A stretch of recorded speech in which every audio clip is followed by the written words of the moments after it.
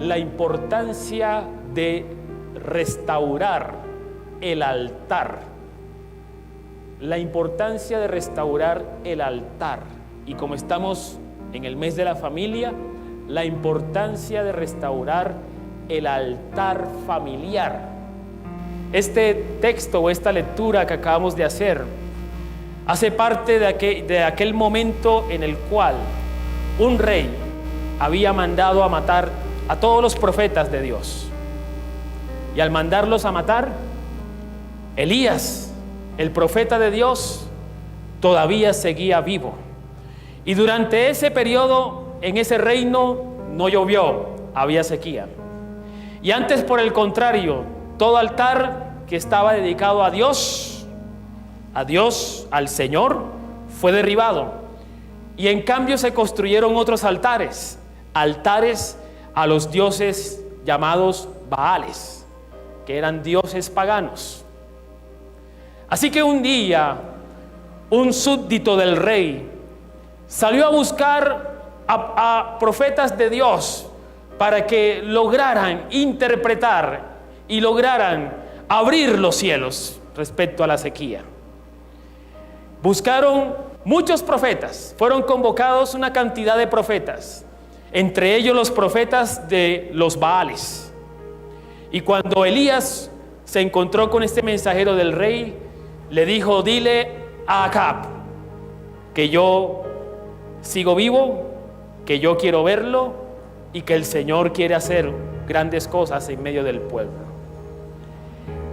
Para cortar la historia, entonces fue convocado en un monte, en el monte Carmelo, un gran encuentro en el cual se ponía a prueba quién era el verdadero Dios. Habían una cantidad de profetas de los Baales, de la diosa Aserá, con su altar dispuesto, y al otro lado había solo un profeta, Elías, quien comenzó a restaurar el altar del Señor. ¿Y cómo lo restauró? Dice la escritura que colocó 12 piedras, y estas piedras, ¿a quién representaban? A las tribus de Israel, es decir, a los clanes familiares. Dicho de otra manera, a las familias de Israel.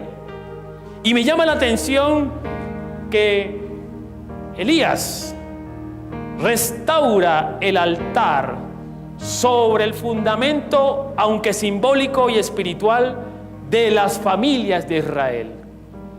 Y una vez este altar fue dispuesto, Elías dijo: es más, si quieren, échenle agua e inunden de agua el altar, por si acaso. Comenzaron entonces los profetas de Baal a hacer sus ritos y nada pasó. El altar no prendía fuego. Pasó la mañana, pasó el mediodía, llegó la tarde y nada que prendía fuego el altar dedicado a Baal. En cambio, el profeta Elías, quien mandó a inundar el altar de agua, comenzó a orar y a decir: respóndeme, Señor, para que tu pueblo crea y te adore y se convierta a ti. Fue tanta la oración de Elías que ¿qué sucedió? Cayó fuego del cielo e incendió y prendió el altar. Y el altar consumió todo el holocausto, toda la ofrenda. Y no solamente la ofrenda, sino la leña, las piedras y aún el agua que había inundado ese altar. Y cuando el pueblo vio esta gran maravilla, ¿qué hizo el pueblo? Reconoció que realmente el Señor estaba allí en ese altar. Elías también mandó a decirle a Acab, quien hacía la figura de rey: mira, come, bebe y vete, porque ahora de aquí en adelante los cielos están abiertos. ¿Cuántos quieren cielos abiertos para su vida? Pero ¿qué pasó para que los cielos se abrieran? Tuvieron que restaurar el altar de Dios. Y en esta mañana yo quiero hablar sobre el altar. En el Antiguo Testamento el altar era un espacio físico dispuesto para ofrendar y ofrecer sacrificios como señal de adoración al único Dios, creador del cielo y de la tierra. Pero ahora en el Nuevo Testamento, la Escritura nos dice que Dios es espíritu y quienes le adoran deben de hacerlo ¿cómo?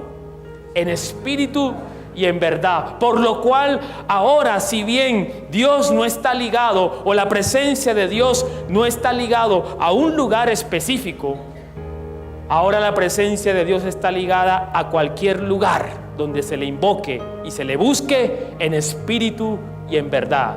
Quien le busca en espíritu y en verdad e invoca la presencia de Dios, ahí el Señor estará. Valdría la pena entonces preguntarnos en esta mañana si es que en nuestra casa, en nuestro hogar, hay un altar para Dios. Me llama la atención que en estos tiempos modernos hay otros altares en nuestro hogar. Hay otras cosas que nos congregan. Pongo un ejemplo bien frívolo, por ejemplo la televisión. Todos alrededor del televisor congregados, del programa favorito o de la película para salir de la monotonía o de cualquier otra distracción. Una casa tiene una fachada, una casa tiene divisiones internas y una casa tiene fundamentos. Y siempre pongo este ejemplo. La primera impresión que uno se lleva de una casa es cuando uno mira, ¿qué cosa? La fachada. Y luego que mira la fachada, uno entra para conocer la manera como está organizada el espacio interno. Y puede que la casa sea muy bonita por fuera y por dentro, pero si no tiene zapata, si no tiene fundamento, si no tiene cimientos bien profundo, cualquier viento, cualquier pequeño movimiento, ya que la tierra se está moviendo mucho, ¿qué pasa con esa casa? Se cae. Si no hay fundamentos, esa casa no puede permanecer de pie. Si no hay fundamentos, esa casa en cualquier momento se derriba.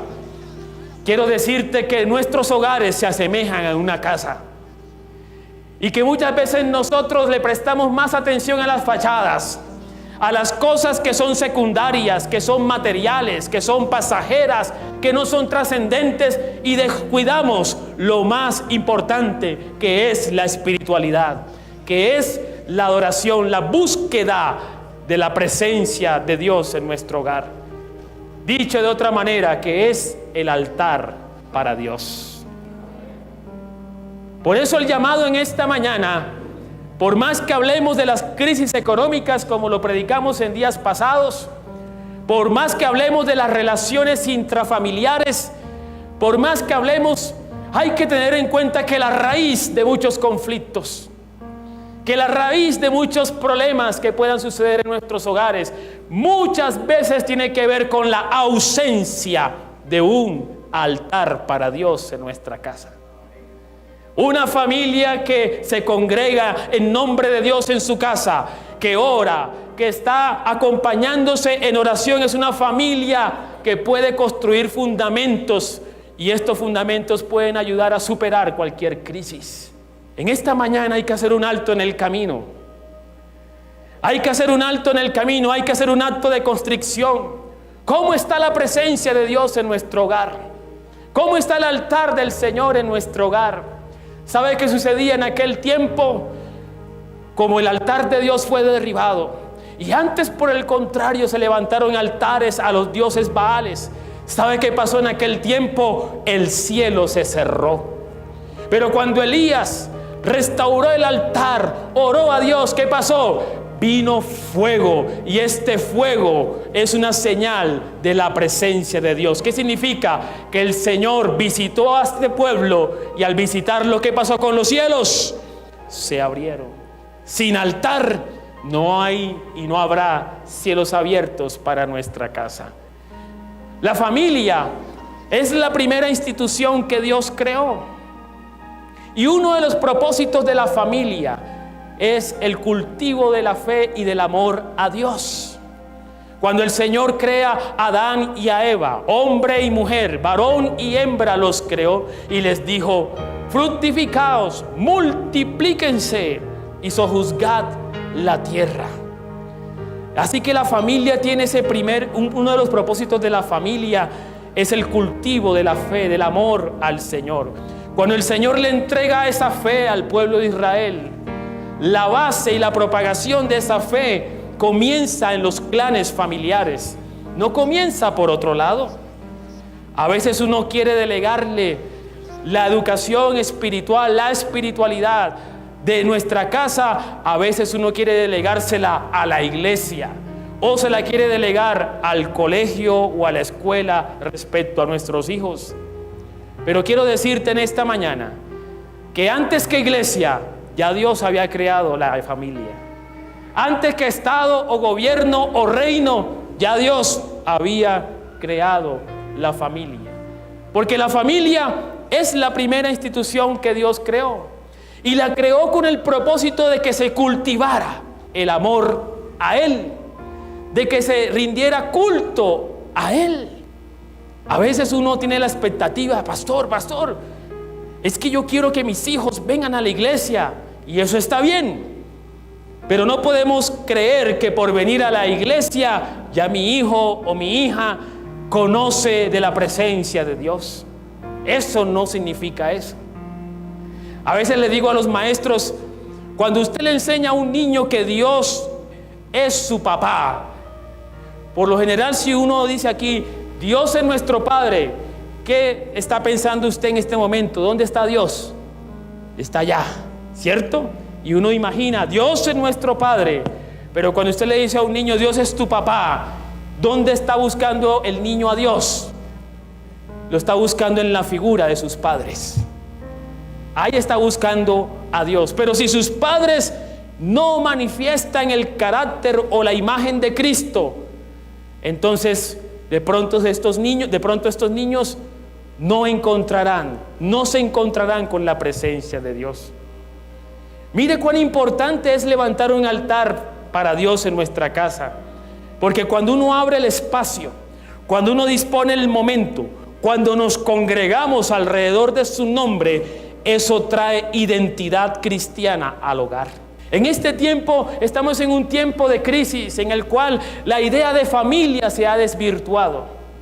Hoy parece ser que tener una familia con papá, mamá e hijos juntos parece que fuera una excepción en este tiempo y no una norma o una regla.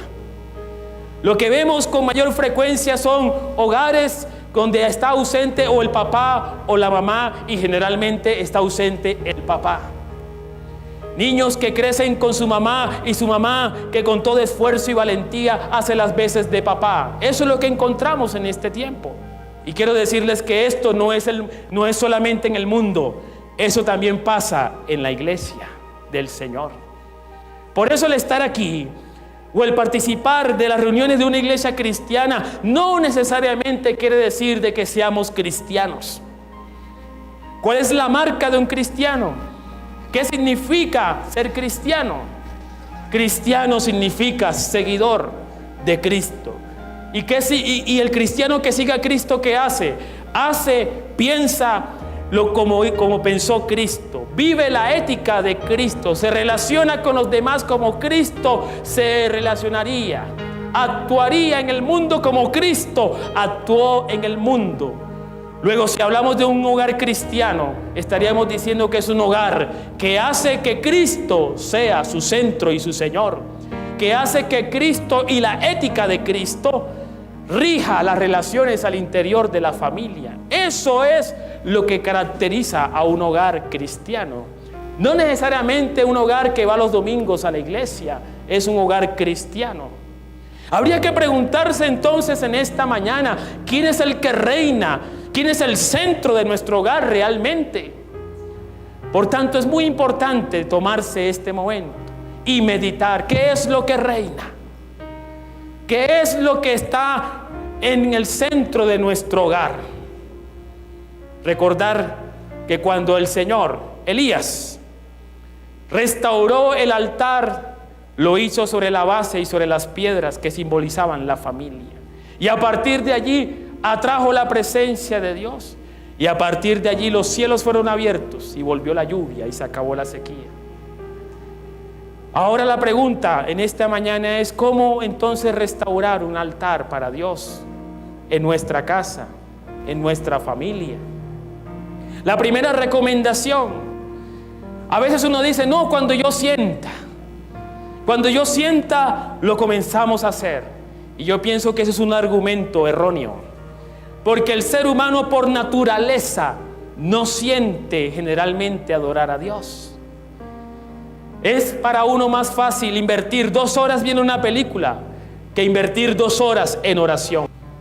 Así que dejar esto supeditado al sentimiento, a que cuando lo sienta lo hago, a que cuando haya tiempo. Otro argumento erróneo. Les pregunto, ¿nosotros tenemos el tiempo o el tiempo nos tiene a nosotros? ¿Quién puede tomar el tiempo y detenerlo? Nadie. Así que nadie tiene tiempo.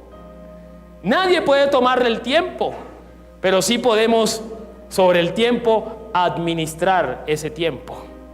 Luego hay que agendarlo, hay que disponerlo. No puede quedar al azar ese tiempo o ese momento. Y hay que decidirlo y hay que hacerlo. No solamente saberlo, no solamente sentirlo. ¿Y cómo podríamos comenzar un tiempo de altar para Dios? Todo comienza con una disposición. Y una de esas alternativas es la música. ¿Sabía usted que la música es para adorar a Dios? ¿Sí lo sabía? Pero la música hoy no se usa para adorar a Dios. ¿Para qué se usa la música hoy? Para adorar el cuerpo, para adorar el sexo ilícito. Se usa la música para las pasiones desordenadas. Se usa la música para rendirle culto al trago, a la fiesta y a la parranda. Se usa la música para rendirle tributo y culto a la droga, al consumo de sustancias alucinógenas. Se usa la música para el goce, para el disfrute, para el deleite humano. Y mire cómo se ha desvirtuado el propósito de la música. Porque la música, cuando surge en la Biblia, surge como un lenguaje de adoración para Dios. Te pregunto, ¿qué tipo de música reina en tu casa? ¿Es el ambiente propicio para levantar culto y altar al Señor?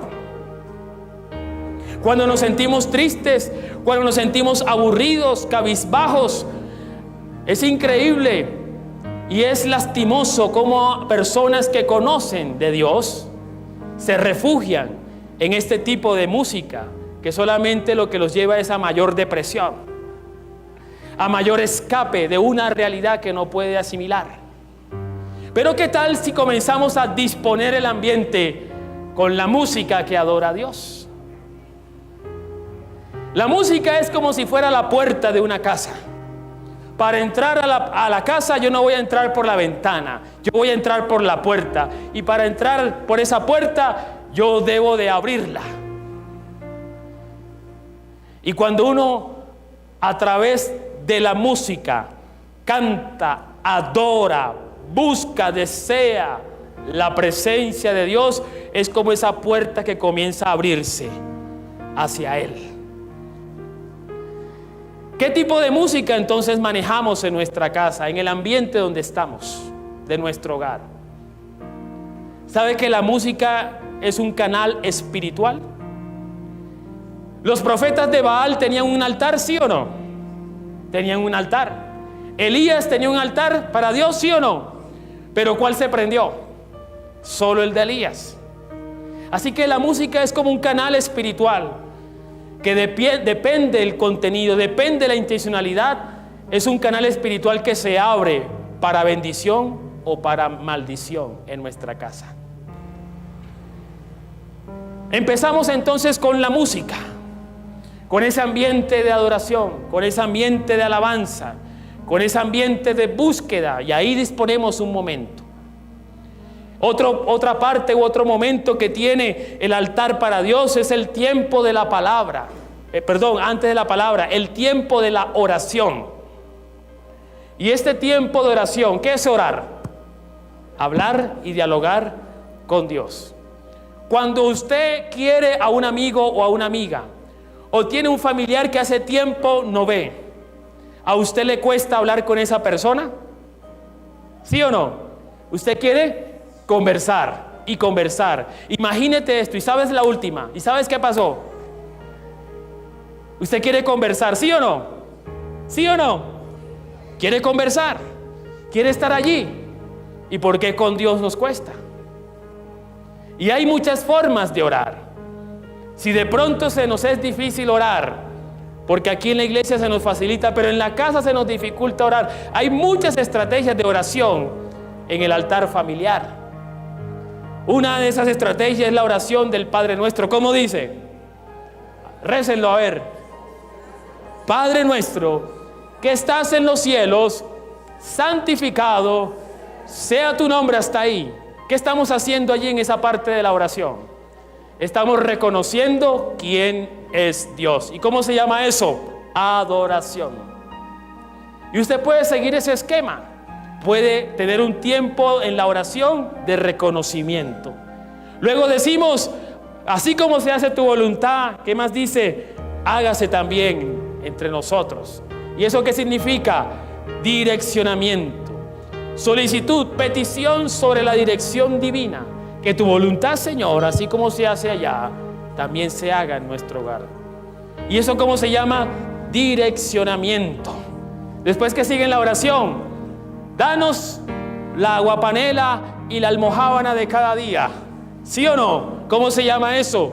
Solicitud, petición sobre las necesidades que hay en nuestra casa.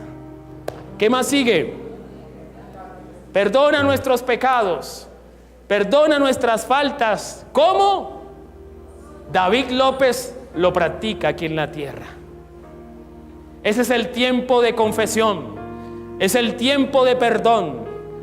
Y por más que la pareja esté peleada, por más que los hijos estén de mal genio, en ese momento es el momento propicio para fortalecer la unidad en el hogar, sobre la base del perdón de Dios. Tercera parte de este tiempo con Dios, o altar familiar para Dios, el tiempo de palabra. Entonces repasemos, comenzamos con un tiempo de adoración, y ahí la música es importante. Luego seguimos con un tiempo de oración. Y si vamos a orar por las necesidades, es importante tomarse el tiempo de cuáles son las necesidades. Padres que están aquí, madres, preguntarle a nuestros hijos, aunque pequeños, no importa, pregúntele, ¿por qué quieres que oremos? ¿Alguna petición? Y ahí es el tiempo de oración.